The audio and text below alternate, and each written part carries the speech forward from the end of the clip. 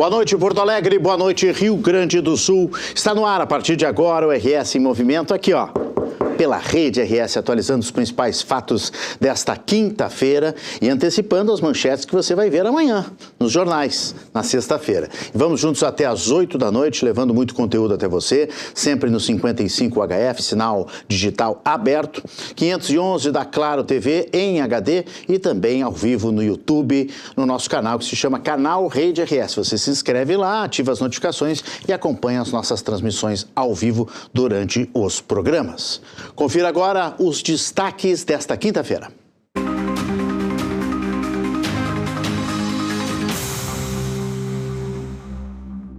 A maior feira industrial do mundo terminou na Alemanha com salto na participação gaúcha. Com apoio da Fiergs, 38 empresas do estado levaram a inovação para o evento em Hannover. Um crescimento importante em relação ao ano passado, quando apenas uma marca expôs seus produtos. Agora o desafio é transformar os contatos feitos na Europa em novos negócios e mais exportações. Na edição de hoje, vamos receber o coordenador dessa comitiva para avaliar os resultados da missão e os próximos passos da nossa indústria. Governo federal anuncia a ampliação dos investimentos para o programa Minha Casa Minha Vida. A meta é contratar 3 milhões de moradias em todo o país até o final deste ano. Daqui a pouco vamos explicar de onde vêm os novos recursos e quem pode ser beneficiado com as regras de financiamento para conquistar a casa própria. Projeções no Cristo Protetor de Encantado lembraram as vítimas das enchentes de 2024 e reforçaram a importância da reconstrução e da prevenção.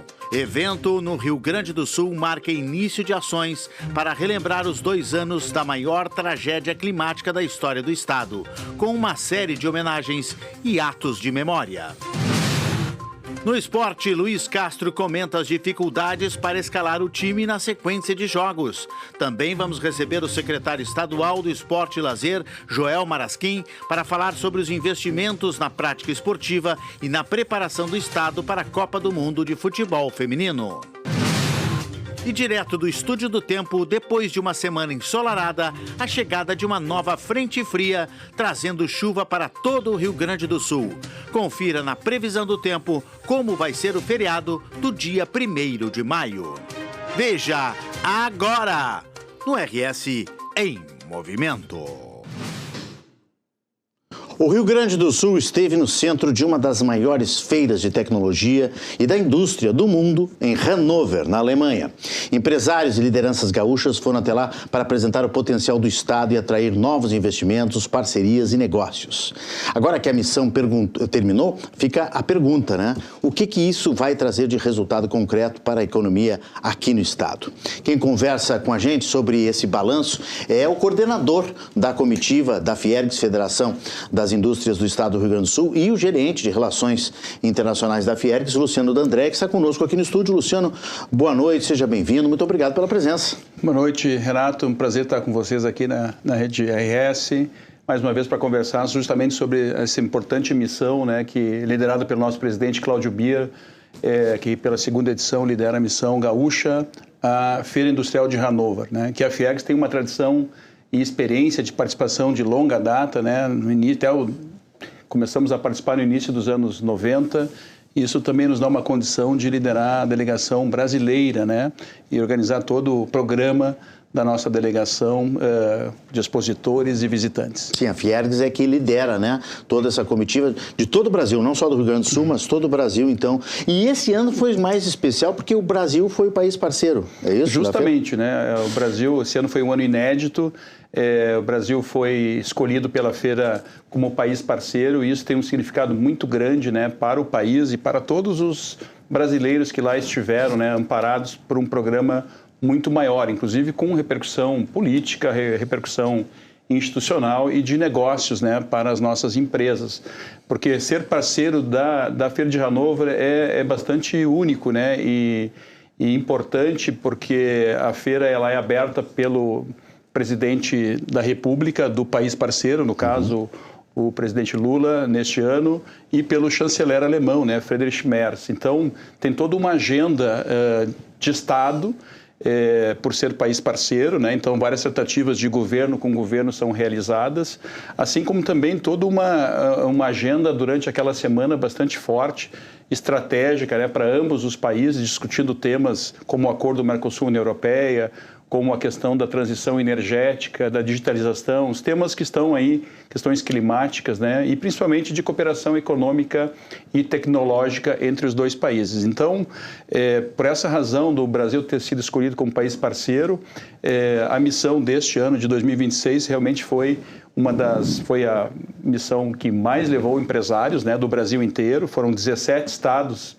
presentes e o Rio Grande do Sul teve uma representação de 40% aí da delegação nacional, né, liderado pelo nosso presidente Cláudio Bier, que também apoiou, a Fiegs apoiou os nossos empresários com recursos e também com todo o apoio técnico para que eles pudessem instalar preparados da melhor forma possível. A gente está vendo aí o presidente Cláudio Bier, né, caminhando nos corredores da feira, que é sempre uma feira muito referência, né, Luciano? Ela como tu disseste, tem muitos anos e ela está cada vez maior e sempre mostrando a tecnologia e inovação de forma prática, né, através desses stands, enfim, desses balcões, né, que fica ali, na prática a gente consegue visualizar a modernização das empresas no mundo todo, não é isso? Exatamente, a Feira Industrial de Hannover... Olha o Brasil ali, ó, que legal. Exatamente, o Brasil foi muito destacado, né, no centro da cidade, nos crachás, né, de todos os 130 mil visitantes que lá estiveram, né, e 3.500 expositores. Então, realmente, o Brasil teve um destaque muito grande.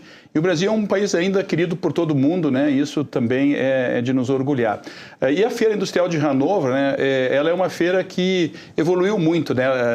Curiosamente, ela foi criada em 1947, no pós-guerra. 47? Justamente no pós-guerra, quando ela estava... Aquela região foi muito bombardeada no pós-guerra e assumida, obviamente, pelo Reino Unido, que criaram juntos, então, a feira, chamava Feira de Exportação, para recuperar a Alemanha destruída na época, né? E até hoje ela evoluiu e ao longo desse período ela passou de deixar de demonstrar produtos puros de engenharia mecânica, engenharia elétrica, para mostrar sistemas integrados de produção industrial, como a indústria 4.0, né, como a internet das coisas, esses softwares de integração produtiva. Então, a feira, de certa forma, até ela reduziu de tamanho, porque hoje as estandes estão menores, porque... Está tudo mais compacto, né? Tudo mais compacto, consegue apresentar soluções de muito maior valor em menor espaço. Antes tinha que levar uma caldeira lá, sim, né? Sim. Levar uma máquina, e aí a pessoa ia lá, tocava. Hoje não, hoje tu vê todo um sistema integrado apresentado, às vezes em miniatura, né, com o braço de um robô. E uma das coisas que esta feira, desta edição, trouxe de novidades, que é a evolução da inteligência artificial, né, que cada vez mais está presente no dia a dia de todas as atividades. E o que se viu nesta feira são vários humanoides, né, chineses, alemães, de outros países, fazendo diversas atividades, desde deslocar um produto de uma posição A para uma posição B, né, como nós estamos vendo aí nas imagens, como também dançando, fazendo movimentos, né, o que nos leva, e aí, indo mais ao específico, o que muitas dessas empresas apresentam são tecnologias justamente de movimentação, né, de integração algorítmica para que isso funcione, né? Então, a questão da redução quântica de armazenagem de dados, cada vez mais nossas empresas, né, os data centers precisam produzir, né, e gerar dados numa velocidade gigantesca. Então, hoje tu tem microchips com tecnologias muito avançadas também apresentadas lá para que empresas possam, obviamente, a Lenovo, por exemplo, estava lá apresentando tecnologias dessa natureza de redução quântica de armazenagem, por exemplo. Sensacional. Bom, de empresas gaúchas, nós tivemos um salto de participação. Me corrija se eu estiver errado. Nós tínhamos uma empresa gaúcha no ano passado, expondo como expositora, né? Que é a Novos, né? E esse ano foram 38 empresas. Exatamente. Muito lógico. Que maravilha. Muito motivadas fato do país ser parceiro e também de todo o apoio que a Fiergs, né, ofereceu às empresas, junto com outras entidades como a CNI, o SEBRAE, né, e a própria Apex Brasil. Isso também reduziu os custos de participação e teve maior apoio. Mas, de fato, nós tínhamos concentrado mais nos últimos anos na missão prospectiva de visitantes, até porque a feira também ela é importante de visitar e conhecer as inovações, que inclusive a inovação é um dos pilares da gestão do Dr. Cláudio Bier, né, da gente poder estar proporcionando cada vez mais conhecimento para as nossas indústrias poderem competir no mercado nacional e internacional. Então, este ano foram 38 expositores, diria que 10 a 15 foram startups, isso é muito legal também, com muito valor agregado, com produtos totalmente vinculados e associados à feira, não deixando nada a desejar, com muitas empresas de outros países. E essas empresas também puderam pegar o gostinho, dizer assim, puxa, eu posso exportar, né, e conversar com empresas do mundo inteiro e verificar que elas têm competitividade, né, têm inovação, né. Nós estamos aqui justamente, né, num ambiente de inovação, e o Rio Grande do Sul tem esse ecossistema presente, então nós temos que levar isso para o mundo. Então, além de empresas, também tiveram lá institutos de inovação, como o Tecnocinos, o Tecnopuc, a FURG, né, a Universidade Federal do Rio Grande do Sul, enfim, agentes propulsores de tecnologia e inovação, vendo e também interagindo com outros organismos. Então, acho que o resultado que tu falavas na abertura é passar uma regra, o somatório de tudo isso, né? Tanto da agenda governamental, da agenda institucional, né? Da participação das empresas, cada um da sua forma aproveitou de uma forma muito importante. Muito bom. O Tecnopuc, então, representado entre as entidades, entre os institutos de inovação. Luciano, vocês chegam a aferir com essas empresas gaúchas, imagino que vocês vão fazer isso ainda, né? Obviamente, recém voltaram, a missão terminou no dia 24, né? Lá na Alemanha.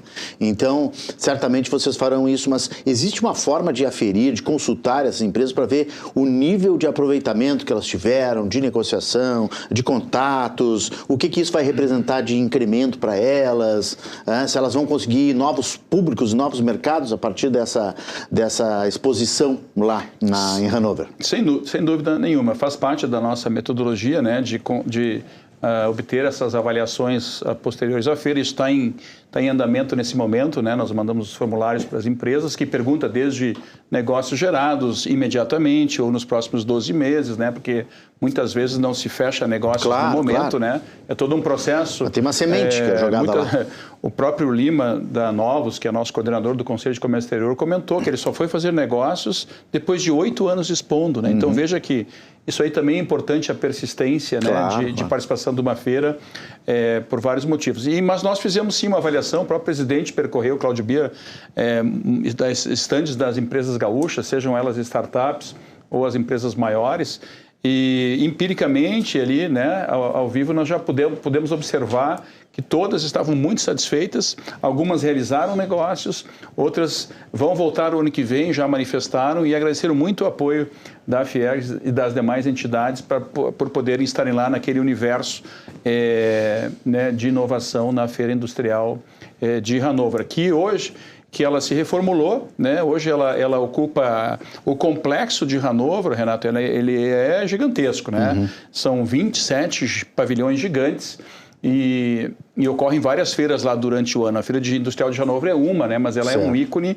e uma feira também que ela é talvez mais importante do ponto de vista de cenário e futuro, né, de tendências. E é isso que a Fiergs também tem na sua missão, né, de mostrar para onde as coisas estão indo na indústria, né, principalmente na indústria que hoje em dia é transformada muito rapidamente, né, principalmente por conta da inovação, dessa questão da inteligência artificial e outros movimentos tecnológicos, né, que então tanto o nosso Senai, né, que faz parte do nosso sistema, esteve presente com nossos Serviço Nacional de Aprendizagem Industrial e o Senai, nós temos vários centros tecnológicos, institutos de inovação e tecnologias preparados também para ajudar as empresas.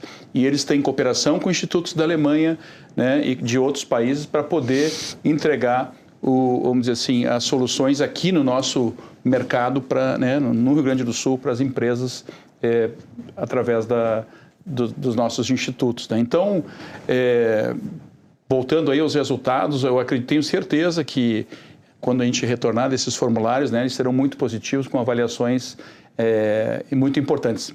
Uma das coisas que também a gente promove nas nossas missões, além da visitação e da parte de exposição, é proporcionar visitas técnicas dentro da feira, com circuitos guiados, com tradutores, e também fora da feira. Fora da feira nós fizemos 5 visitas, por exemplo, a Mercedes-Benz, né? A Volkswagen, a Airbus em Hamburgo, a Igus, que é uma empresa também de automação, e a Claas, que é uma multinacional da área de máquinas agrícolas, né? É importante que nessas visitas as empresas, cada um olha com o seu olhar. Claro, um olha claro. a logística, né? Outro olha o laboratório da empresa, né? Então eles fazem um circuito guiado Sempre tem interno, aproveitamento, um né? aproveitamento Claro. de gestão, né? Então, quando a empresa volta dessas missões, ela volta realmente, é uma imersão durante uma semana com muito aprendizado. E a gente tem certeza aí que a Fiergs cumpre a sua missão de proporcionar aí um ambiente de várias conexões para a competitividade das nossas indústrias. Essas visitas externas são sensacionais também e trazem muita experiência para quem está participando da feira. Agora, Luciano, eu já participei de muitas missões internacionais, já viajei com vocês na Fiergs, já viajei contigo, inclusive. A gente tem uma noção, como jornalista, a gente tem uma noção de que a feira é tudo excepcional, tudo excelente, é quase que uma redoma que não entra em contato com o resto do mundo, naqueles dias, né? Porque é tudo excelência, é tudo top, né? Mas a gente está vivendo um mundo em transformação, como tu disseste, muito rápido, né? Na inovação, na tecnologia, inteligência artificial, é tudo muito rápido. E nós aqui na nossa indústria gaúcha foi um ano muito sofrido, né? 25, pós-enchente, tem sido difícil na economia. Se falou em algum momento sobre a questão da economia internacional lá? Alguém falou sobre o Brasil, alguém preocupado com o Brasil, acordo Mercosul, União Europeia, isso chegou na pauta em algum momento e a Fiergs se envolveu com essa discussão? Sem dúvida. Todos esses assuntos estiveram presentes em diversos momentos da feira, em especial na cerimônia de abertura que ocorreu no domingo anterior ao início da feira, que é uma cerimônia muito aguardada, porque ela tem a participação do chanceler alemão Friedrich Merz, e teve a participação do nosso presidente da República, teve a participação também da CEO da Accenture, que é uma das pessoas, umas mulheres mais bem-sucedidas na atualidade, teve a participação do prefeito de Hannover, né, e teve também ali uma premiação do Hermes Awards. Então, só na abertura da feira, nessa cerimônia que é muito solene, muito bonita, teve uma apresentação do Brasil, que foi muito bem apresentado. Ali também, nos discursos, teve todas essas informações sobre a situação geopolítica, né? A preocupação mundial hoje com esses conflitos bélicos, né? Sim, temos guerra em andamento guerra também, em andamento. Né? Mas o Brasil, Luciano, enquanto isso, sim. Como é que vem o Brasil Brasil se posicionou justamente ali... E como é que o mundo vê o Brasil? O mundo vê o Brasil hoje justamente como um país que tem soluções, principalmente na área energética, né?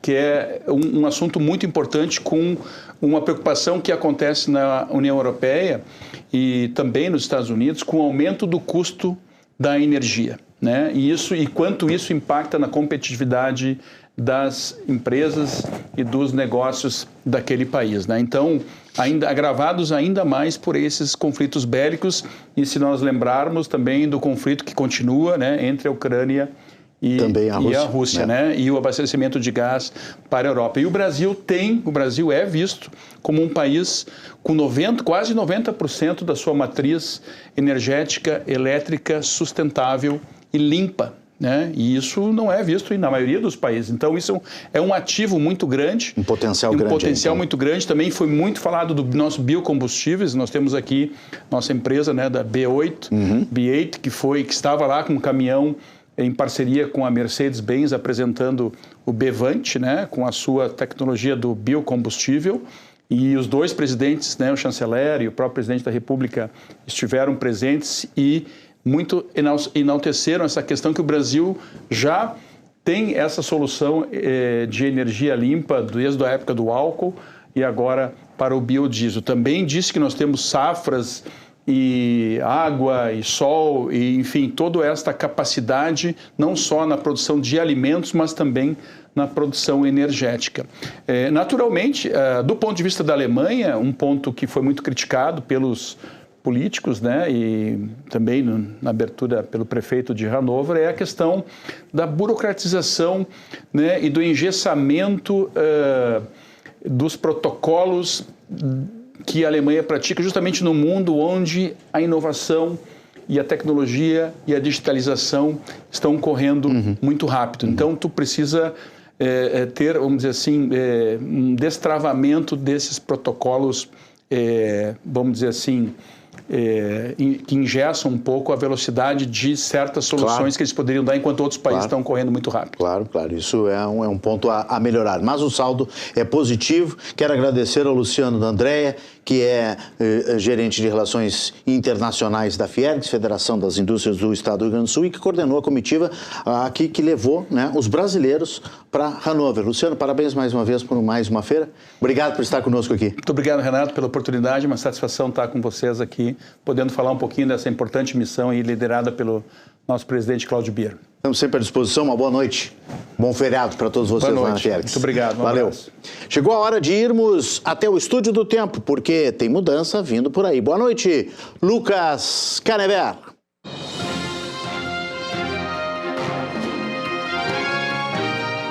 Olá, boa noite, Renato, e boa noite para você também que nos assiste.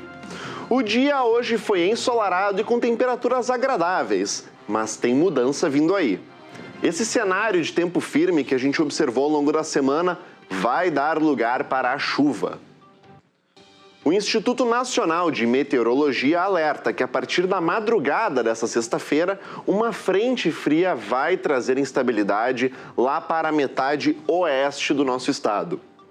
Nas outras regiões, o sol pode até aparecer entre nuvens por algumas horas, mas com o passar do tempo, essa instabilidade aqui avança e deve chover em todo o Rio Grande do Sul.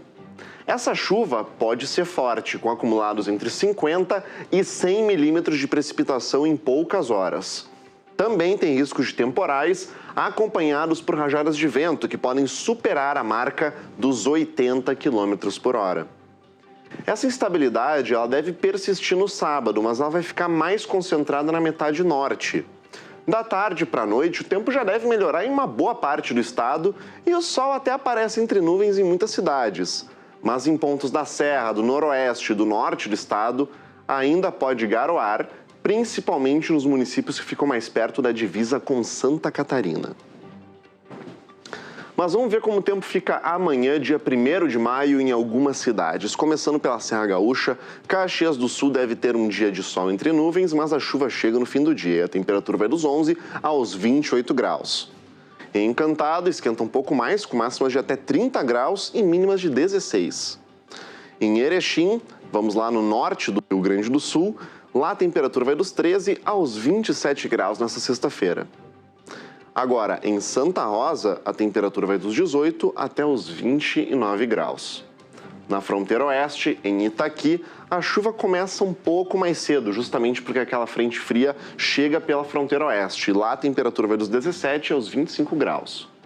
Na região dos vales, em Santa Cruz do Sul, as máximas devem chegar até os 29 graus, com mínimas de 13. Assim como em Pelotas, lá no sul do estado, só que as máximas chegam até os 27 graus, lembrando, também chance de chuva no fim do dia. Na região da Costa Doce, em Camaquã, a temperatura vai dos 13 até os 28 graus nesse primeiro dia do mês de maio. No litoral norte, vamos para Capão da Canoa, onde as mínimas ficam ao redor dos 17 graus, com máximas de até 25. E aqui em Porto Alegre, a capital dos gaúchos, a temperatura vai dos 13 até os 25 graus, a tarde deve ser até ensolarada, e é no fim do dia que a chuva deve chegar aqui na capital. Por hoje é isso, pessoal. Eu vou ficando por aqui, mas amanhã eu volto com mais previsão do tempo. Uma boa noite.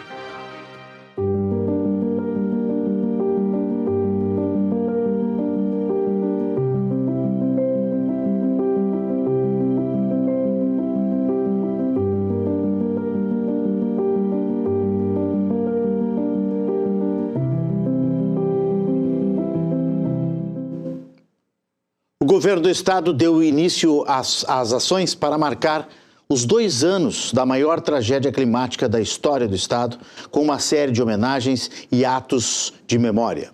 Um dos momentos mais simbólicos aconteceu no Vale do Taquari, onde projeções no Cristo Protetor lembraram as vítimas das enchentes de 2024 e reforçaram a importância da reconstrução e da prevenção. Vamos conferir na tela.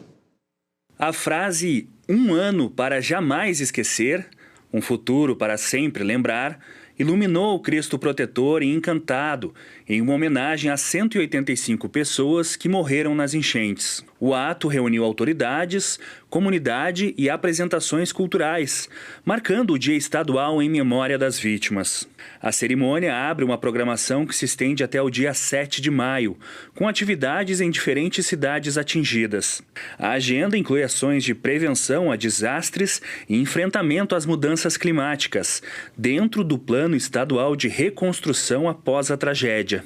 O governador Eduardo Leite conversou com a imprensa e falou sobre o significado da data para os gaúchos. Esses dias do final de abril e do início de maio jamais serão os mesmos para todos os gaúchos.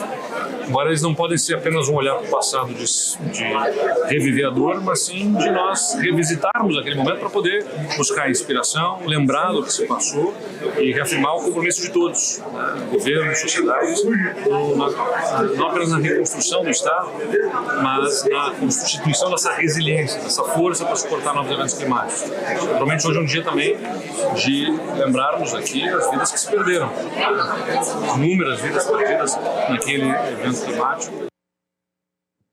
Prestes a completar 2 anos da enchente histórica do estado, em Canoas, a obra no bairro Rio Branco, o viaduto, o Muro da Cassol, foi entregue nesta quinta-feira pela Prefeitura. Esta obra é considerada a primeira grande realização de proteção contra cheias do município. Vamos ver na tela.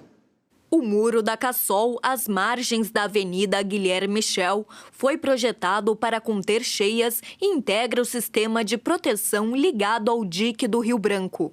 A estrutura tem mais de 100 metros de extensão e 2 metros de largura, com cota de proteção em 6 metros e 75 centímetros. Essa obra foi pensada aqui no intuito de proteger o bairro Rio Branco, onde teve o ingresso da água na enchente de 24. Então aqui foi um ponto onde iniciou, de fato, a enchente, depois houve a ruptura do dique também lá, mas essa obra foi pensada nesse formato aqui por conta do trânsito aqui da Guilherme Michel, do trem, por ser um muro, porque o dique de argila, ele é muito largo, então ia inviabilizar aqui o trânsito da Guilherme Michel. Então foi feita uma solução de engenharia muito robusta aqui, são 52 estacas de 12 metros cada uma, então é uma estrutura que pensada com a tecnologia dos nossos técnicos da Prefeitura, uma equipe altamente qualificada para isso, então foi pensada essa solução nesse ponto aqui do Polder Rio Branco. Além da obra no muro, o município de Canoas prevê a elevação e o reforço de diques e melhorias na drenagem urbana. Estamos muito mais preparados do que estávamos em 2024. Isso se mostra por essa obra aqui. Podemos demonstrar pela reconstrução de todos os diques que foram rompidos, tanto o da Rio Branco quanto o do Matias Velho, e também pelo alteamento que já está acontecendo. Hoje o dique do Matias já está mais alto do que estava em 2024. O Rio Branco também. E o Mato Grande, embora esteja sendo feito com recursos somente do município, também já está bem mais alto do que estava em 2024.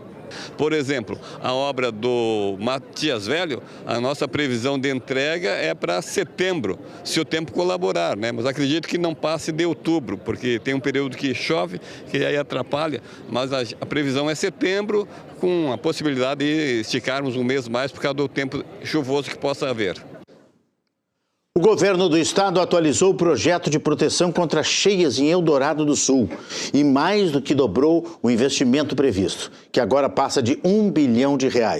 O novo anteprojeto prevê a construção de mais de 8 quilômetros de diques com cerca de 7,5 metros de altura, além de 4 casas de bombas, bacias de amortecimento e um sistema de drenagem urbana. O plano também inclui várias obras viárias para manter o acesso a Eldorado do Sul em períodos de cheia. Com a atualização, o projeto segue para licitação no segundo semestre, com o início das obras previsto para 2027 e prazo de execução de aproximadamente 4 anos. O prefeito de Imbé, Ike Vedovato, do MDB, tomou posse como presidente da Federação das Associações de Municípios do Rio Grande do Sul. A cerimônia aconteceu nesta quinta-feira no Parque Municipal de Eventos da cidade do Litoral Norte, durante o encerramento do Seminário Municipalismo em Foco, e contou com a presença de prefeitos, secretários e líderes regionais de todo o estado. O governador Eduardo Leite e o vice Gabriel Souza também participaram do evento. Vedovato lembrou que este desafio é realmente algo a ser transposto, porque é como governar um município.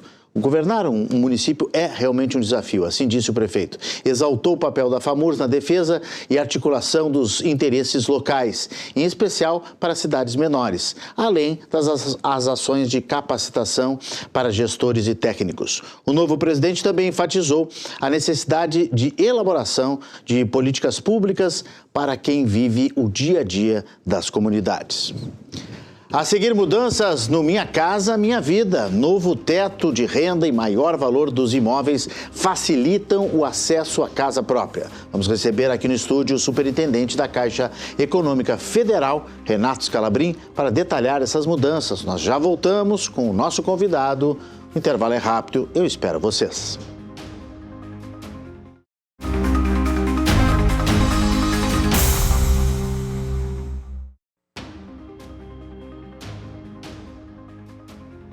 Estamos de volta com RS em Movimento aqui na Rede RS, a primeira emissora de jornalismo em TV aberta do Grupo Box Brasil.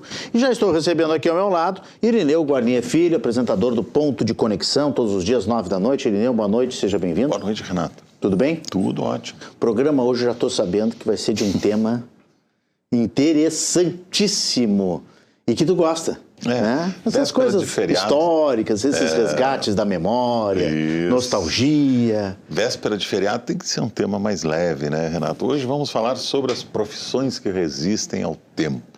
Nós temos aí alfaiates, relojoeiros, chaveiros, enfim, uma infinidade de profissionais aí que mesmo o avanço da tecnologia, toda essa tecnologia digital que temos hoje esse avanço não conseguiu eliminar essas profissões, né? Que bom, né? Eles continuam sendo muito úteis aí. Afiador de faca tem. Afiador de faca. Aquele que faz barulhinho, aquele do... tocava uma gatinha, uma pinha. É raro, mas ele aparece. O afiador está mais raro, né? Porque hoje as pessoas quase não afiam mais. Né? As pessoas compram afiador, aqueles. Ou então... Pela internet. Mas não tem graça, né? Porque o mundo moderno ficou muito descartável, né, Renato? Quase tudo é descartável, né? Então as pessoas não consertam. Mas faz comprar outra faca. Comprar outra faca, né? Vivemos num mundo de excessivo consumo, né? Vou te dizer que até o sorveteiro e o pipoqueiro está em rara aparição, né? Nos eventos, quando vê um evento público. Mais evento, contratado. Você vê ali um pipoqueiro. Mas eu digo na rua. Na rua praticamente desapareceu, né? Mas a gente vai trazer aí para falar sobre isso, olha só. Nós vamos trazer um calígrafo. Olha só! Um calígrafo. Aquelas pessoas que escrevem bonito, assim, com a letra bonita. Fazem bonitos. Muita gente acha que essa profissão desapareceu, não, mas né, é que Renato? se faz mas muito, ainda se fazem convites de grandes eventos oficiais, documentos públicos, enfim, que o calígrafo vai lá e faz aquela letra maravilhosa. Você olha aquilo, parece que foi feito por um computador, mas é feito por uma pessoa. Sensacional, né? É uma arte. O Cláudio Miranda, calígrafo. Vai estar conosco também o Ezequiel de Andrade Neves, que é relojoeiro, fundador de ateliê, o Jaime Kerstin, que é... Ezequiel, só um vamos fazer Ezequiel Andrade Neves. Andrade Neves. Porque o Ezequiel Neves foi o grande mentor e parceiro do Cazuza, né? Grande poeta, escritor de muitos sucessos do Cazuza. Então tem um homônimo aí, Ezequiel Neves. E o relojoeiro, né, Renato? Também é uma profissão muito antiga, né? os relógios se tornaram eletrônicos, digitais, quartos, essa tecnologia toda que quase não tem mecanismo, tem pouca máquina e tal, os relógios também perderam muito espaço. Mas hoje estão de volta, por exemplo, os relógios automáticos, aqueles que carregam com movimento de pulso, né? Relógios com máquina, com mecanismo. Sim. Então, assim, o trabalho do relojeiro hoje é muito importante. Quem tem relógios modernos, automáticos, precisa do relojeiro. Vamos ter um alfaiate também, o Jaime Kersing, um alfaiate. Os alfaiates nunca deixaram de ter... Esses nunca desapareceram. Nunca desapareceram, né? Quem quer uma roupa mais exclusiva, feita sob medida, enfim, procura o alfaiate. E completa a nossa mesa dessa noite o Washington Dornelas, que é um mecânico automotivo especializado em carburadores. Carburadores? Essa gurizada, mas nem sabe o que é isso, né, Renato? Que maravilha. Mas o carburador é aquele, né, vamos explicar para as pessoas entenderem o que é aquele dispositivo, né, que existe no carro mais antigo, que mistura ar e gasolina, ar e combustível, para mandar para a câmara de combustão, para fazer a explosão, né, enfim, fazer funcionar os pistões, o virabrequim, né, e as rodas do carro. Hoje, isso tudo foi, desde o início dos anos 90, foi substituído pela injeção eletrônica. E mais recentemente pela injeção direta. Então, é uma coisa muito antiga, mas tem toda uma frota de carros antigos que ainda utiliza carburadores, e os colecionadores, enfim, precisam muito desse profissional. Deixa eu só voltar no relojeiro, porque tem uma demanda também de relógio de parede, né? Tem muita gente comprando agora. Eu vejo muita gente utilizando relógios antigos e botando na parede e querem que funcione. Exatamente. Não é só para decoração, né? Eu tenho um amigo, por exemplo, que bate aquele relógio dentro da casa dele, de hora em hora é uma coisa... Aqueles relógios que ficavam na sala. E à meia-noite bate 12 vezes. Um pêndulo e um cuco. Mas se ouve em toda a casa, é uma coisa impressionante, né? E o outro que tu falasse, depois do relojeiro, antes do carburador? O alfaiate. O alfaiate. Eu vou te dizer, né, Irineu? A gente não, às vezes não consegue fazer todos. Quem dera pudesse fazer todas as roupas em alfaiate, né? Porque fica um espetáculo. Mas uma vez eu fiz um alfaiate do Menino Deus, 2 casacos. Foram os casacos que mais me vestiram bem em toda a minha história, tio. É verdade. É um troço impressionante. O que a indústria faz? A indústria faz para um tamanho mais ou menos médio. Assim, é o fast food. É o fast food do vestuário. Do vestuário, né? E o alfaiate, ele faz um terno, uma roupa gourmet, né? Feito sob medida. Sob medida mesmo. Feito para o corpo, para o biotipo daquela pessoa. Aí então, tem que cair bem, né? E tem que fazer. E usa materiais bons, usa tecidos de qualidade, o trabalho feito ajusta, à mão. Se não ficou bom, ajusta. Ajusta, não ficou muito bom, faz o ajuste. O trabalho feito à mão, ele tem uma qualidade superior. Eles são os profissionais gourmet das várias atividades aí das quais nós falamos, né? As lojas hoje não estão nem fazendo barra. Tu compra do jeito que tá e tem que resolver em casa ou com uma costureira, né? Do jeito que tá. Olha aqui, ó, o Fernando Lopes e o Gabriel Ribeiro lá do nosso suíte estão lembrando aqui, sapateiros sobrevivem, né? Através dos tempos. São muito importantes, né? Impressionante. E é uma profissão. Sempre que a gente vai na sapataria, sempre tem muitos sapatos, tem muita demanda. E pelo menos o meu sapateiro, o Francisco sempre, que fica ali na André da Rocha, Francisco sempre pergunta assim: pode ser para a semana que vem? Né? Porque a demanda é muito grande, né? E os engraxados, o pessoal está lembrando também. Os engraxados também continuam, né? Eles diminuíram muito, pô. Hoje em dia a gente não vê tanto pelas ruas, mas também são importantes. Porque não se engraxa mais tanto sapato. Também não, tem isso, né? também tem isso. Eu me lembro, Renato, de um sapateiro da minha infância, eu não me lembro o nome, não vou lembrar o nome dele agora, que ele tinha uma coisa, ele estava sempre com a boca cheia de taxinhas, que ele usava para fazer. Então ele conversava contigo com a boca cheia de taxinhas.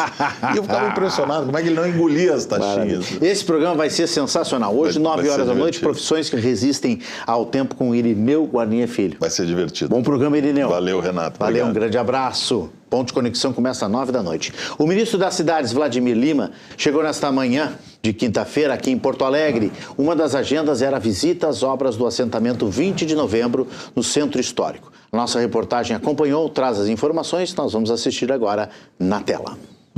O projeto de revitalização do empreendimento habitacional Assentamento 20 de Novembro é avaliado em 8,8 milhões. A obra em execução terá aproveitamento de energia solar, sistema de reaproveitamento da água da chuva e horta orgânica. O espaço também vai contar com áreas coletivas, como auditório, biblioteca, espaço para crianças, salão de festas e área cultural. O empreendimento faz parte do programa Minha Casa Minha Vida Entidades e vai garantir moradia para 40 famílias de baixa renda que esperam pelas residências há 20 anos. O prédio, que pertence à União, havia sido originalmente projetado para funcionar como um hospital. Em visita ao local, o ministro das Cidades, Vladimir Lima, destacou a relevância da obra. Além da gente ter aqui unidades com a área adequada, uma área boa, você entra nos apartamentos, você vê que as áreas dos apartamentos são boas, o espaço de convivência com horta, com espaço para geração de renda, com espaço ali, a gente pensou a biblioteca, acho que tem que pensar a biblioteca, ter o espaço do livro, a questão da energia solar e a inserção urbana. Isso é tudo que é a premissa que a gente quer no programa Minha Casa Minha Vida, boa inserção urbana, o lar adequado, para que as pessoas tenham de fato dignidade e a gente transforme a vida das pessoas, gente. A agenda do ministro das Cidades em Porto Alegre seguiu à tarde para a entrega do residencial Bem Viver no bairro Guarujá, na zona sul da capital. O programa Minha Casa Minha Vida passou por mudanças importantes e deve ampliar o acesso ao financiamento imobiliário no país. As novas regras aumentam o teto de renda e o valor dos imóveis, permitindo que mais famílias, especialmente da classe média, voltem a ter acesso a crédito com juros mais baixos. Para detalhar melhor essas novas regras e mudanças, estamos recebendo aqui no estúdio o superintendente da Caixa Econômica Federal, Renato Scalabrin. Superintendente, boa noite, seja bem-vindo, muito obrigado pela presença. Boa noite, agradecer o convite para falarmos, né, de um tema tão importante que é a conquista do sonho, né, da casa própria. Que continua sendo o sonho número 1 do brasileiro, né? É o principal, né? O brasileiro gosta de carro, mas ele prefere ter uma casa própria em primeiro lugar, né? A habitação traz, além, né, de ter o imóvel, uma segurança para construir os demais aspectos que são muito importantes para a vida, segurança, trabalho, convivência, né? Então continua sendo o principal objetivo e felizmente nós temos evoluído muito nas contratações, tem uma redução do déficit habitacional, isso nos leva, né, a cada vez mais a contratar, melhorar as condições para que todos, né, é um direito, né, de todas as nossas famílias ter um lar digno, né?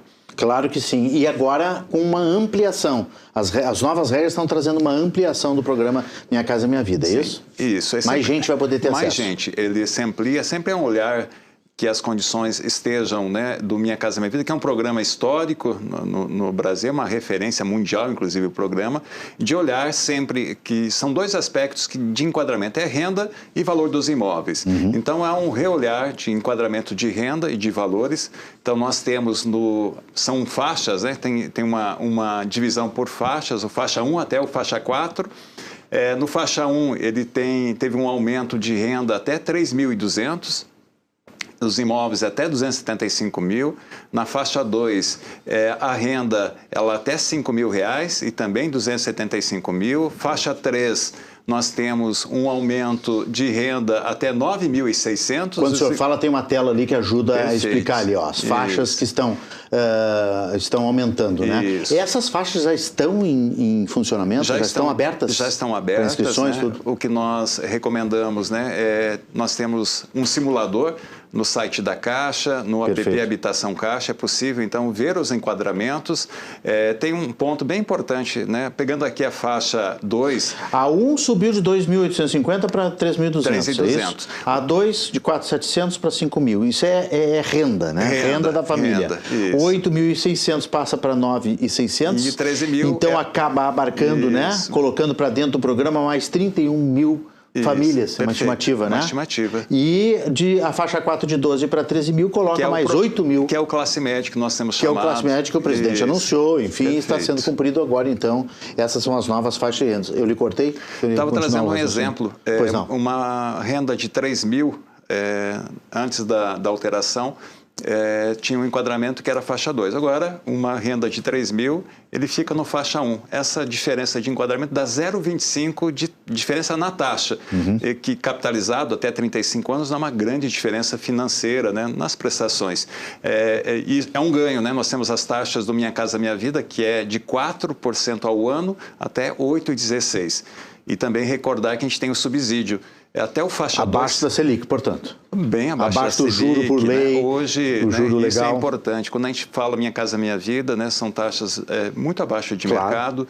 Operações de mercado hoje trabalham a partir de 10%, 12%. Então, há um olhar para as famílias de menor renda, né, as famílias que mais precisam.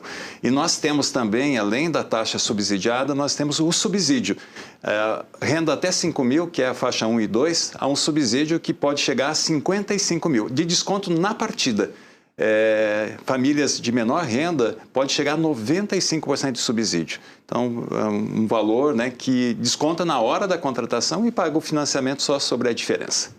Muito bom. A gente tem a outra tela dos novos tetos de imóveis. Podemos mostrar essa, Thales Aliardi? Podemos pular para a tela 3, depois a gente volta para as outras.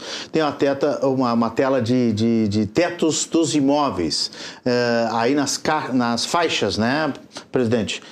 Superintendente. Aí muda também, né? Porque aumenta ali, ó, antes 210. Isso, era 210, foi para 275 mil no faixa 1 e 2.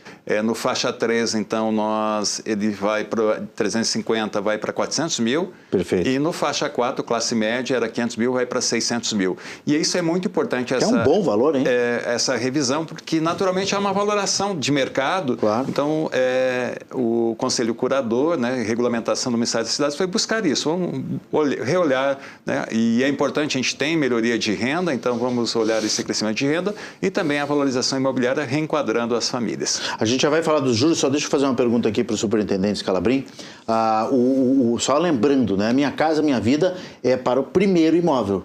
Se a pessoa já tem outro, ela não pode. Isso, Minha Casa Minha Vida não pode se cadastrar no Minha Casa Minha Vida. Tem essa condição. É o primeiro imóvel e tem que ser para domicílio, né? Sim. E não pode ter outro financiamento imobiliário. Não pode comprar para investimento. Perfeito, não pode. Obviamente. Os juros que o superintendente falou, a gente vai colocar na tela aqui, porque eles tiveram essa mudança também. Vamos ver a tela aí dos juros, queda nos juros. Como o senhor falou, né? Renda de 5 mil, reclassificado de 3 para 2, juros caem de 8 para 7, 8,16 para 7, é isso, presidente? Isso. Renda de 9,600, reclassificado da 4 para 3, cai de 10% para 8,16% ao ano, fica mais vantajoso ainda, né, para essas faixas. Até a faixa 3 é 8,16, no classe média 10% ao ano, mas é muito inferior, como comentei, das operações de mercado. E está tudo em operação. Então, a classe média, as famílias de classe média podem já se prontificar e se cadastrar no... Isso. Está aberto todas as operações. O que nós temos sempre recomendado, né?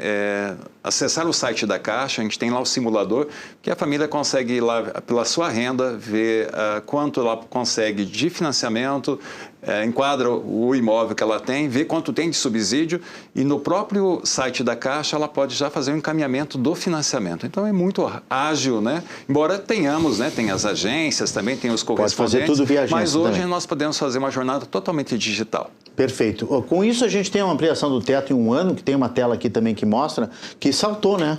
Saltou o de abril de 2025 para esse ano. Vamos mostrar essa tela aí. Do teto ampliado em 62%. De 8 para 13 mil. Entrando muito mais famílias muito mais famílias, no programa, perfeito. Né? 62% em apenas um ano. É realmente um grande crescimento. O Thales Aliardi, nosso editor-chefe, se quiser mostrar a primeira tela que ele preparou com tanto carinho, que é um resumo ali do Minha Casa Minha Vida, 600 mil novo teto para imóveis, que é o máximo, como a gente mostrou ali, 13 mil nova renda familiar, e 87 mil famílias estimadas aí, né, que vão estar sendo beneficiadas com essa ampliação. Imediatamente, né? Não é um projeto de futuro, não, é imediatamente. Já está aberto, já está andando, as famílias já podem se cadastrar. É muito... é ágil o processo para se conseguir um imóvel. Família que está sem casa, por exemplo, está nos assistindo agora. Vou na Caixa Federal ou vou lá no site, faço a projeção.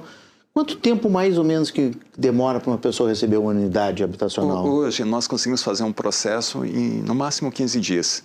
15 dias? 15 dias. Sei que o senhor ia dizer um ano, 6 meses, um ano. 15 dias. É muito simples. O que se olha, né, para enquadramento é a renda. né? Então, a apuração da renda, o assalariado, né, é considerado a folha de pagamento, também o imposto de renda, né, é um documento que nós utilizamos. Também é considerada a renda informal, né? Às vezes nós temos, né, renda informal, tem um segundo emprego, né? Então é possível, né, dessa renda que não é por folha de pagamento, a gente olha a movimentação da conta corrente via Pix, né, o cartão de crédito. Se a pessoa não tiver carteira assinada, isso vê a movimentação, tiver um outro tipo de ganho.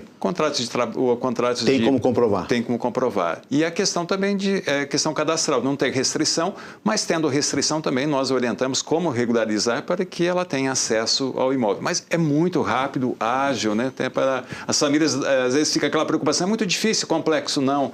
E é um ponto importante também, né, que no Minha Casa Minha Vida é possível usar o fundo de garantia, né? Eu tenho o fundo de garantia.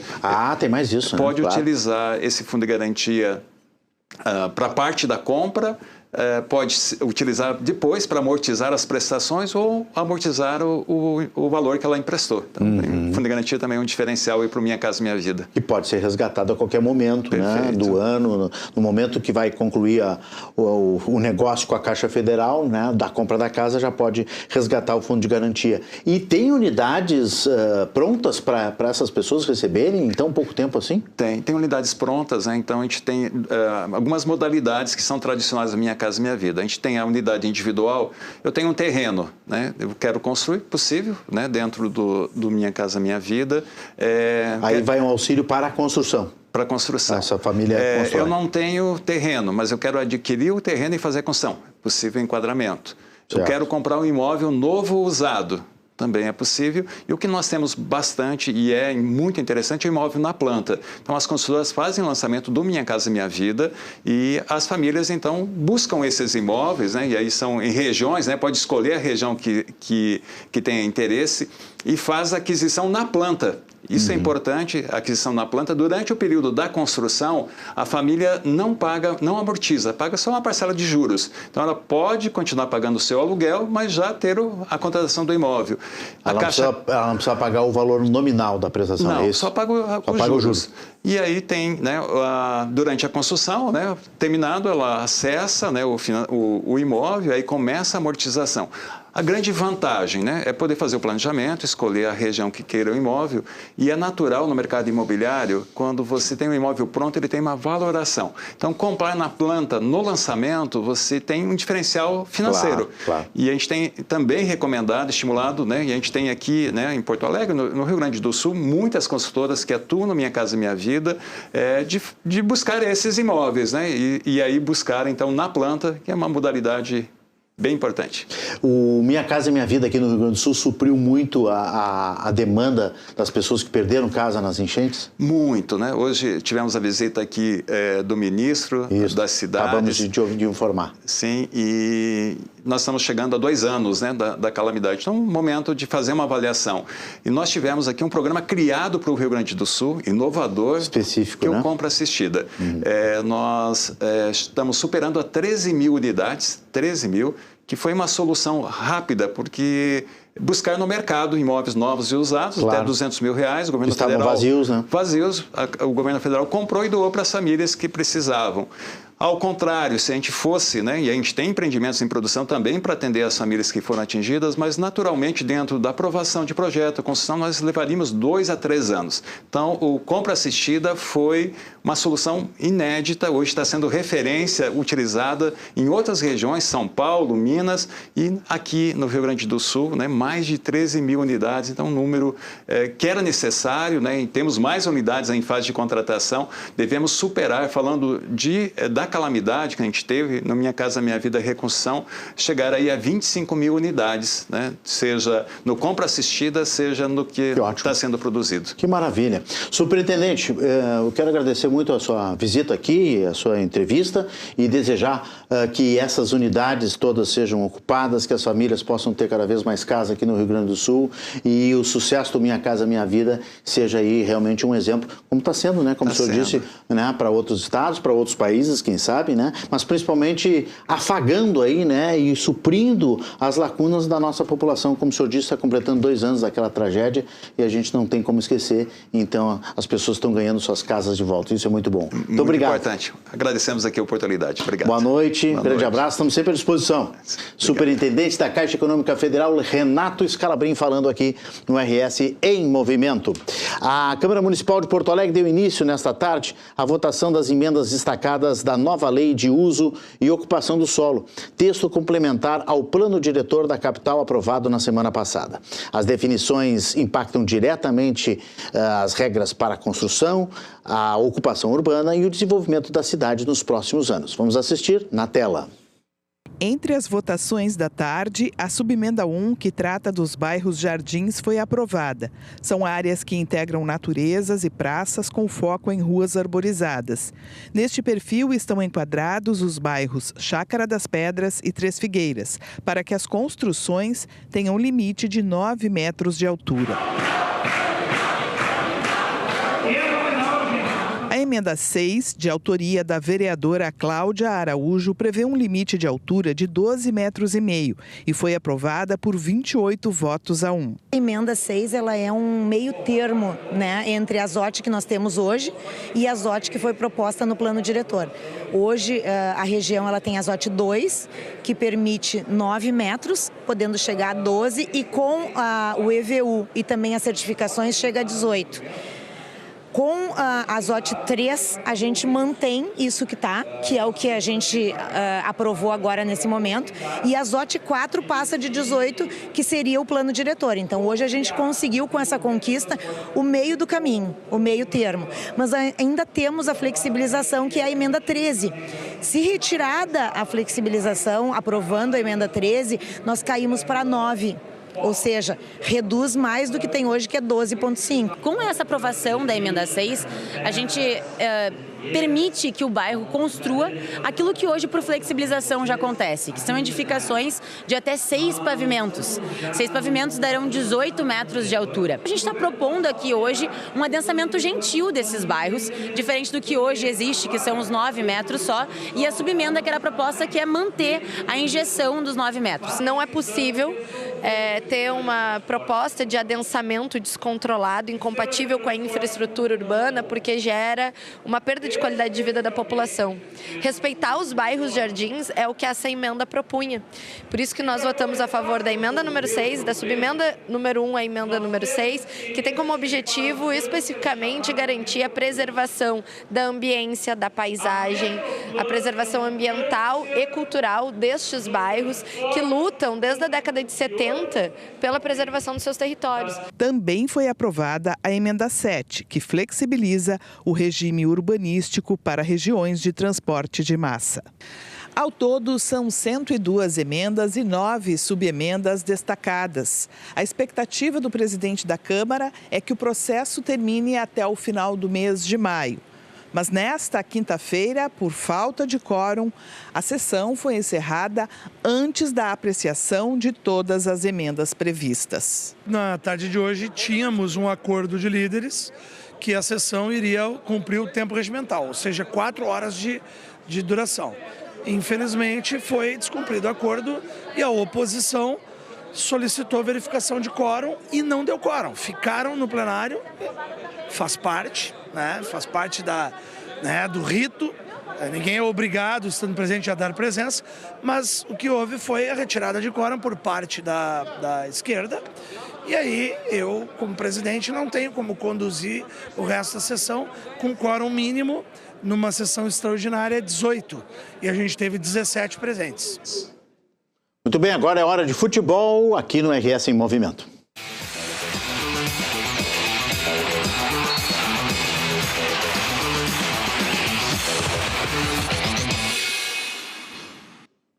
Rogério Amaral, boa noite, seja bem-vindo. Boa noite, Renato Martins. Você seja bem-vindo hoje novamente.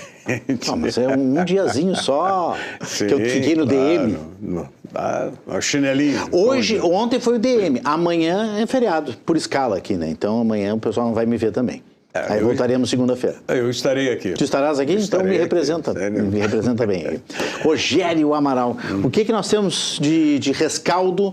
Do jogo do Grêmio. O que foi aquilo? Eu não vi o jogo, mas assim, o Grêmio me realmente... contar que foi um desperdício de gols. O Grêmio, olha, já não bastassem as dificuldades que o técnico Luiz Castro está encontrando, né, dificuldades encontrando, porque o que ele precisa encontrar mesmo é a fórmula do time ideal para jogar o futebol que ele pretende que o time do Grêmio jogue. Isso realmente não está conseguindo. E se prende muito aí a alguns jogadores que não estão dando o resultado que era esperado. Não falo nem daqueles jogadores de meio campo que já, inclusive, saíram do Grêmio, como Cristaldo, Edenilson, mas esses que continuam, como Monsalve, o próprio William e agora o Gabriel Meck.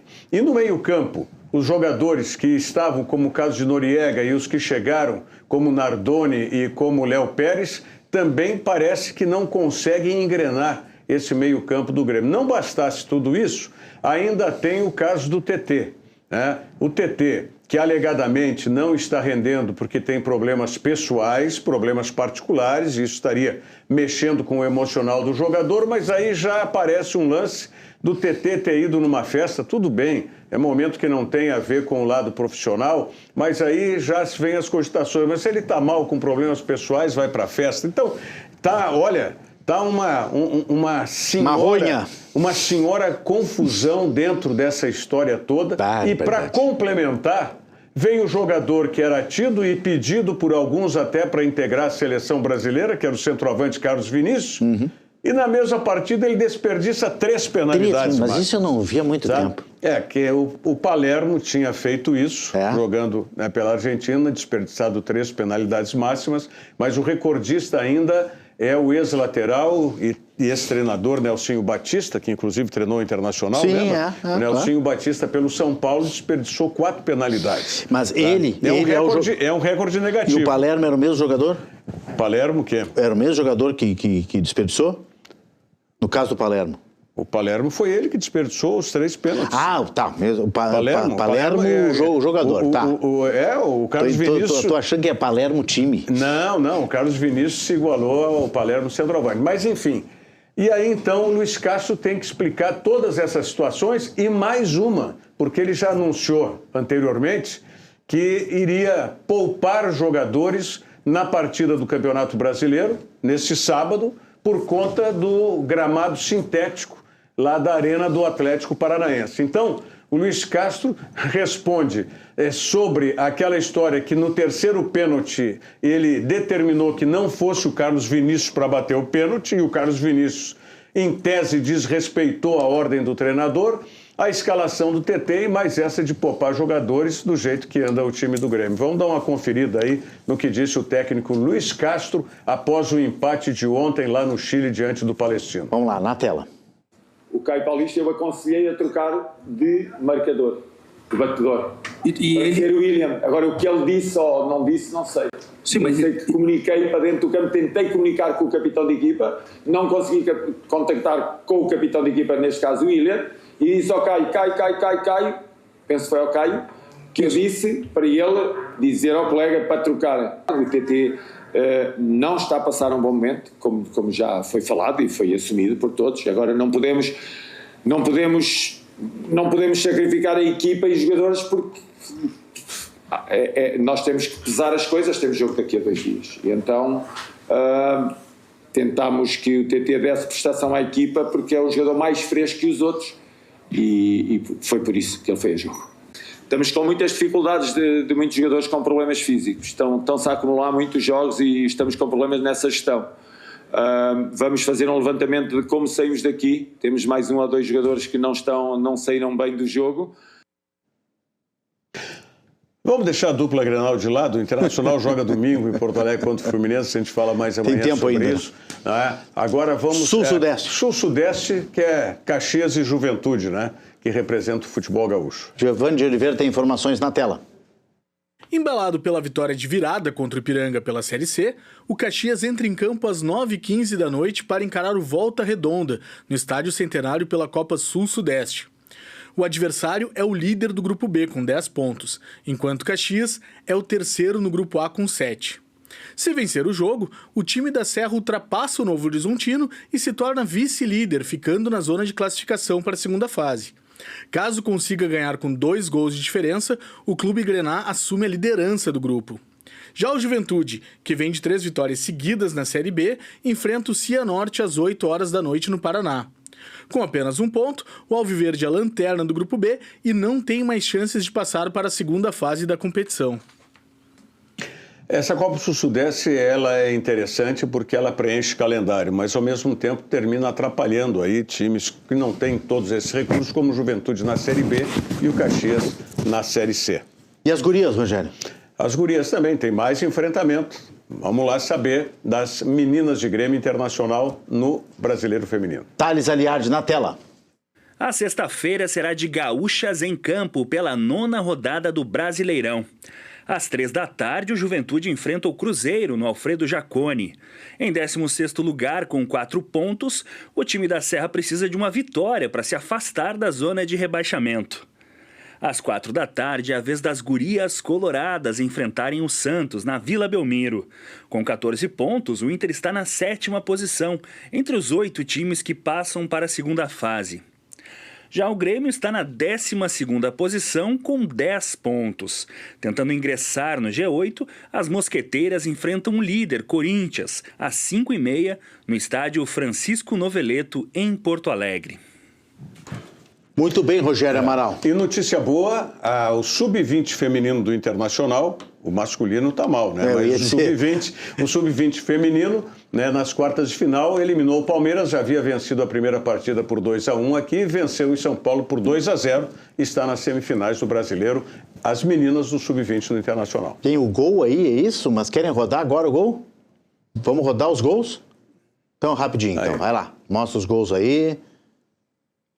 Um da Sara e outro da Natália. O primeiro foi da Sara. Aí tá o replay, né? E o segundo da Natália. E o segundo da Natália. 2-0, hein? Já tinha vencido o primeiro jogo por 2-1, então no agregado, 4-1, o Internacional para cima do Palmeiras. E o masculino, aprende aí com as gurias, né? É isso aí. O Rogério vai ficar aqui, porque hoje nós temos visita aqui, temos entrevistado, convidado especial. Muito importante. Em seguidinha a gente conversa ao vivo aqui com o secretário de Esportes e Lazer do Rio Grande do Sul, falando, entre outras coisas também, justamente da Copa do Mundo Feminina, que vai acontecer aqui em Porto Alegre, entre outras cidades, em 2027. Nós já voltamos, eu e o Rogério, nós esperamos vocês.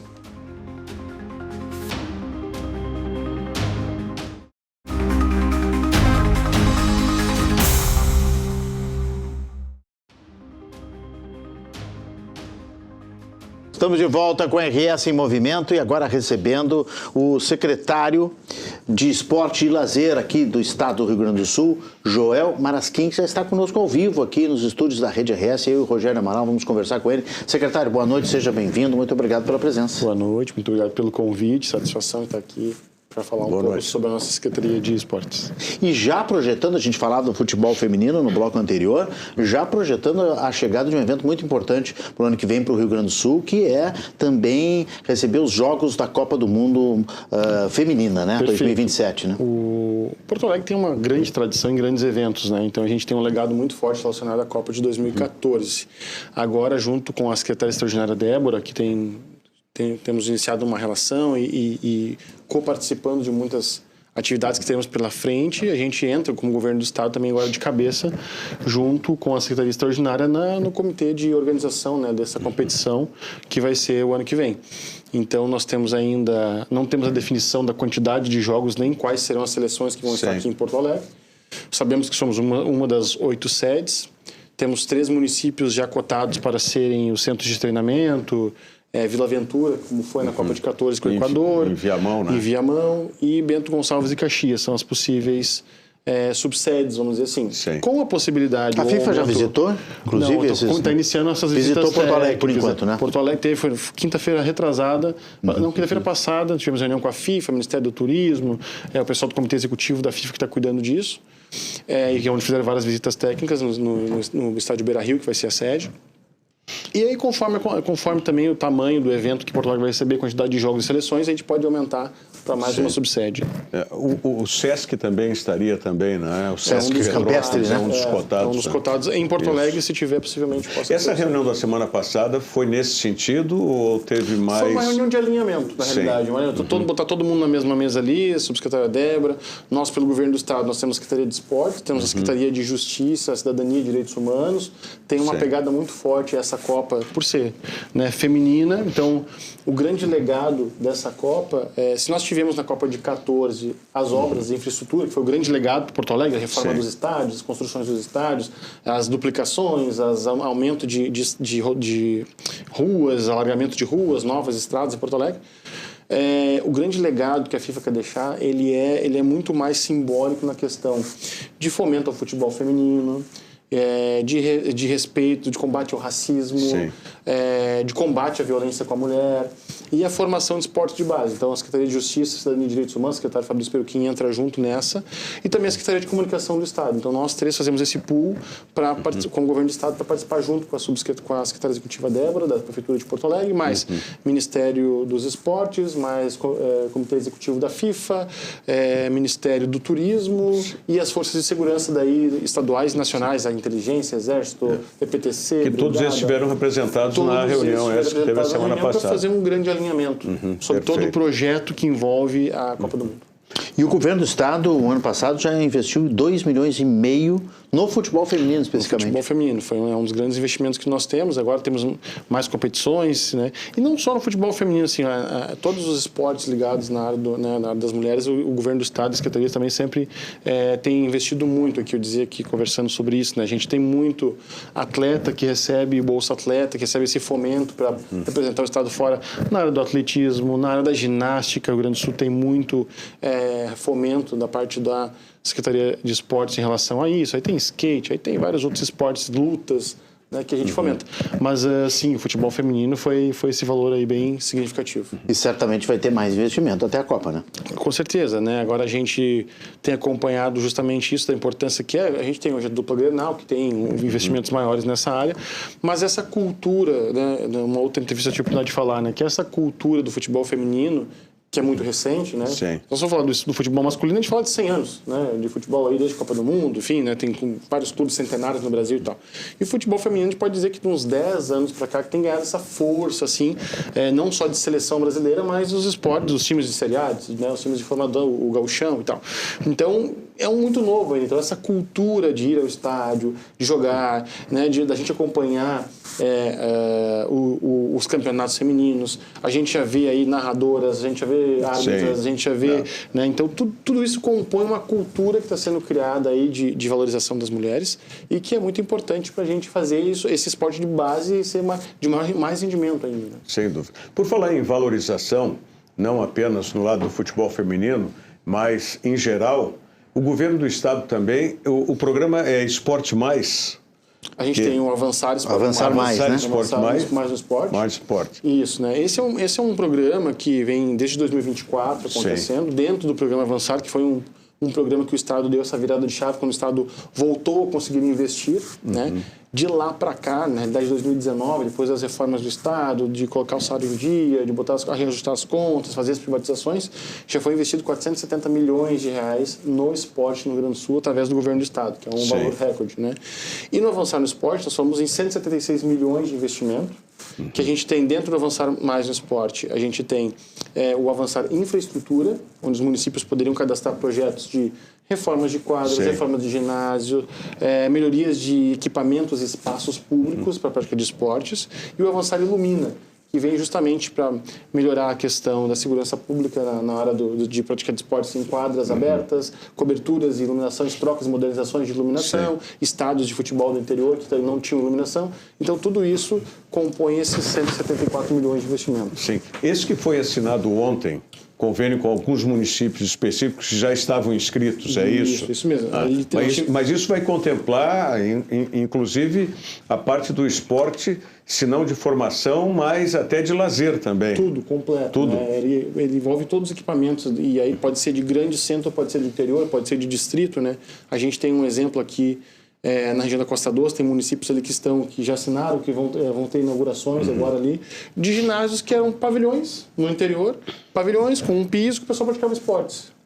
Agora que eles participaram do Avançar Infra, que captaram recursos, que foram lá, o município deu contrapartida, o Estado aportou recursos, eles conseguiram reformar.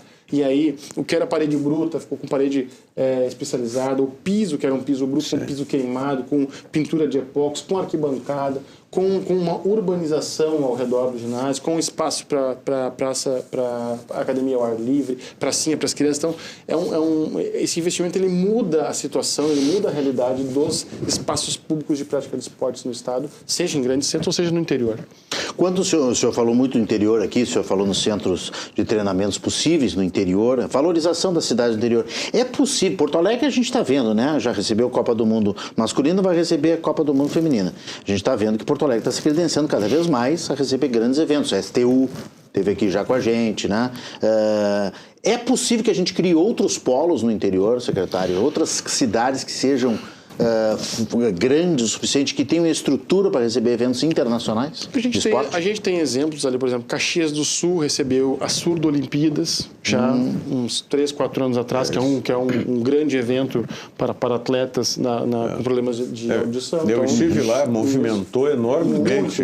Isso mexe muito na cidade, imagina. Farroupilha já recebeu eventos de nível nacional com 12 países participando. Pelotas também já recebeu eventos grandes na área de lutas e outros esportes menores. Então, assim, a gente tem um circuito de skate hoje que também é realizado em várias cidades polos. Então, acho que o estado do Rio Grande do Sul ele tem muitos municípios com capacidade para atrair esses eventos. É claro, quando a gente fala numa Olimpíada, numa Copa do Mundo, é muito mais do que um campo de futebol, um estádio, né? A gente fala de rede hoteleira, a gente fala de aeroporto, a gente fala de um sistema de transporte público eficiente. E aí é um combo, né, de ações que a gente precisa pensar nesse investimento e acaba ficando em Porto Alegre por ser nossa cidade polo. Mas outros tipos outras modalidades de esporte que contemplem a estrutura dessas cidades maiores, aí a gente tem a Serra Gaúcha, né, tem própria Caxias, Gramado, Farroupilha, Bento, que tem uma estrutura já preparada com rede hoteleira, com tudo, Pelotas, Santa Maria. Sim, porque tem todo um entorno também, né? E o skate está movimentando muito, né? Talvez seja hoje, no momento, o esporte que movimenta. O skate está em ápice, né? A gente teve esse fato magnífico que foi a questão da descida da rampa ali com o Mineirinho, ali no CAF, né? No nosso centro administrativo. E a partir disso nós temos campeonatos aí que a gente vem fomentando, né? Um grande campeonato que a gente fomenta através da Secretaria de Esportes aí que tem várias etapas por todo o Rio Grande do Sul. E hoje é uma grande febre do momento, né? Nós vamos ter outras etapas. Nós tivemos uma do SCU agora em Porto Alegre recentemente. Agora nós temos. Mas teve 4 eventos em abril. Isso, 4 eventos em abril. Só no skate. Só no skate. E a gente tem agora, até o final do ano, a gente vai ter mais eventos regionais e eventos estaduais ligados ao skate, mas por todo o Rio Grande do Sul. Certo. E como é que está o programa do governo estadual incentivado? Tanto para atletas ou para o esporte em geral? Tem o Bolsa Atleta, né? Isso, nós temos o Bolsa Atleta, nós temos o Pro Esporte e nós temos o Segue o Jogo. Entre os maiores que a gente tem, né? O Pro Esporte é a nossa lei de incentivo à cultura, como a LIC, como tem para a parte da área social, né? Então, o Pro Esporte, ele aumentou, né, o ticket dele nos últimos anos do governo, era em média 25 milhões investido pelo governo, e agora está em 35 milhões, né? O governo fomenta parte do projeto, a outra parte do projeto, os promotores vão nas empresas, né, e fazem a captação de CMS, né, em vez de pagar para o Estado, paga para o evento. Ele é misto, não é só em cima do ICMS. Isso, nós temos uma contrapartida o governo do Estado, faz uma porcentagem, o governo faz. Investimento direto. Nós temos um orçamento específico para isso, que era na média de 25 milhões por ano, agora está na casa dos 35 milhões por ano. Nós temos aí, só nesta janela, são 2 janelas por ano, uma janela no início do ano, ali em janeiro, outra janela no meio do ano, onde os projetos são cadastrados, avaliados, passa pelo comitê, o comitê vai lá fazer a avaliação do projeto, se dizer ok ou não, se pode ser investido. E aí nós temos agora nesta janela de janeiro, até para ser investidos no segundo semestre, aí, a casa aí de 700, 800 projetos cadastrados, que vão passar pelo comitê, e desses projetos vão ser filtrados, aqueles que são bons, que são possíveis, que são viáveis, para acontecer investimento do Estado. Esse é o Pro Esporte. Esse Pro Esporte. E ele é muito importante também no interior para associações. O futsal funciona muito com ele, os campeonatos de futsal, tem muito time de futsal também que funciona com ele. Nós temos o Bolsa Atleta, que eu falei, que é um programa de fomento, né, que é onde, na janela de competições que existe ali de cada categoria, o Estado tem a possibilidade, né, de analisar o atleta, ele se adere a um edital que tem algumas regras ali de participações de competições estaduais para representar o estado, competições nacionais e tudo mais. Ele recebe um cartão e naquele cartão ele é aportado um valor mensal, conforme a categoria ali, onde ele pode ter um subsídio que o estado dá para ele, uma bolsa, de fato mesmo, durante aquela janela de competições, onde ele pode usar, né, para o seu custeio da sua, tanto para atleta de base quanto para atleta já em nível avançado. Não é só então para quem está consolidado no mercado. Não, tem os entrantes também podem se candidatar. Estão participando de competições para representar o estado. Olímpicos e paralímpicos, né? Olímpicos e paralímpicos também, muito, né? Muito importante dizer isso, né? Tem todo um programa específico também, tem toda uma questão de inclusão para os paralímpicos. E segue o jogo. E não só atletas. Tem para técnicos também. Técnicos também. E tem o Segue o Jogo, que é um programa mais voltado para a área social. Nós já tivemos algumas etapas com o RS Seguro, que é o programa do governo do estado em 17 territórios de alta vulnerabilidade social e de segurança pública, em 8 municípios, em especial aqui na região metropolitana. Ele teve algumas etapas ligadas ao RS Mais Seguro, que tickets, né, de valores que são aportados para projetos. Eram R$2.000, eram R$6.000 e acho que R$8.000. A gente vai aumentar agora no próximo edital esses valores. O ticket mais baixo para projetos informais, aqueles projetos que são aquele senhor do barzinho que tem uma escolinha, que vai lá no campo de várzea e tem um timezinho e tudo mais. Ou então para projetos específicos de luta e tudo mais. Então tinha um ticket menor, cadastra o projeto é aprovado, ele consegue comprar kimono, comprar tatame, comprar bola, comprar rede, comprar colete. E depois os tickets maiores, as duas classes de tickets maiores, são daí para projetos com formalizados, com o CNPJ, de clubes, prefeituras, ONGs, OSCs e tudo isso mais que pode acontecer, então, para aquisição de equipamentos, melhoria de uniforme e tudo mais. Bom, secretário, eu tenho uma curiosidade a respeito do esporte escolar, tá? Que evidentemente, com a Secretaria de Educação. Mas tem alguma ligação com a sua secretaria? Até porque é um berço, né, do nascimento de grandes atletas, enfim, de grandes times, que é a escola, é o esporte na escola. Nós organizamos em parceria com a Secretaria de Educação, né, tem os JEBs, que são jogos estudantis, ele tem outras modalidades também que acontecem todo ano, e tem as etapas estaduais e depois tem a etapa nacional.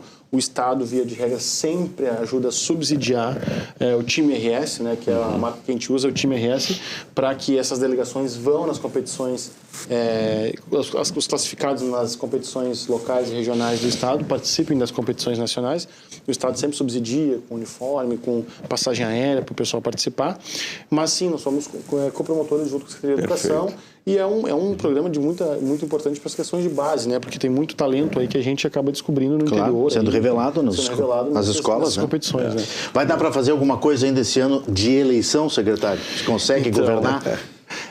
Esse ano de eleição, as vedações eleitorais, a legislação eleitoral ela é muito para o uso das verbas, né? Para o uso das verbas. Do dia 4 de julho até o final do segundo turno, então nós não conseguimos mais executar o orçamento. Nesse período, nós conseguimos executar o orçamento nenhum. Então, desde que eu cheguei na secretaria, já há 2 semanas mais ou menos, eu tenho corrido junto com todo o esforço da equipe técnica lá, de todos os nossos colaboradores, diretores e servidores, para que a gente acelere essa assinatura de convênios que estavam parados ali por questões das trocas de secretariado, virada de final de ano, esse período que a gente sabe que em janeiro não acontece muita coisa, fevereiro, tem carnaval e tal, e em seguida aconteceu a troca. Então, nós temos aí a previsão de 160 assinaturas de instrumentos jurídicos com os municípios, seja eles avançar infra... Aí tem que acelerar tudo, né? Acelerar tudo, né? Nós assinamos agora 3 milhões e 500 ontem, né? Nós estamos com a previsão aí para a próxima quinta-feira assinar aí na casa de mais 3, 4 milhões, e assim semanalmente a gente vai assinar aí uma média de 20 instrumentos jurídicos, consulta popular, emenda parlamentar, avançar infra, avançar ilumina com os municípios, para que eles consigam, em tempo hábil, né, receber o recurso, né, a gente liquidar esse repasse desse valor para eles, e eles consigam licitar, executar e fazer isso. Depois da ordem de início assinada antes do dia 4, aí as obras podem acontecer normalmente. Sem problema. Né? Então a nossa corrida é para isso. Muito bem. Secretário, obrigado pela entrevista, obrigado pela visita aqui na Rede RS. Só quero dar uma notícia que fiquei sabendo pelo secretário agora, rapidinho. Pois não, rapidinho. Ele está reestruturando o Conselho Estadual do Esporte. Boa notícia. Mas isso é uma pauta para outro dia. Volta aqui para conversar mais sobre isso. Na próxima semana a gente vai ter algumas reuniões para justamente reorganizar e dar mais funcionalidade aí para dentro das políticas da Secretaria. Muito bom. Secretário Joel Marasquim, secretário do Esporte e Lazer aqui do Estado. Muito obrigado, uma boa noite. Obrigado pelo convite. Obrigado, Rogério Amaral. Muito obrigado, Renato Um abraço. Martins. Até segunda-feira, um bom feriado para ti amanhã. Ué, pra ti, né, que vai estar de feriado. Eu tô trabalhando, amanhã eu tô aqui. RS em Movimento vai ficando. RS foca em mim que eu vou encerrar o programa. RS em Movimento fica por aqui. 9 da noite tem o Irineu Guarnier Filho com ponto de conexão. Você pode sempre acompanhar a Rede RS pelo canal 55HF, 511 da Claro TV e também no YouTube ao vivo no canal Rede RS. Sorte, saúde, sucesso. E eu volto na segunda-feira, mas amanhã tem RS em Movimento. Sempre, 6h30 da noite aqui na tela da Rede RS. Uma ótima noite, obrigado pela audiência. Bom feriado para quem tem.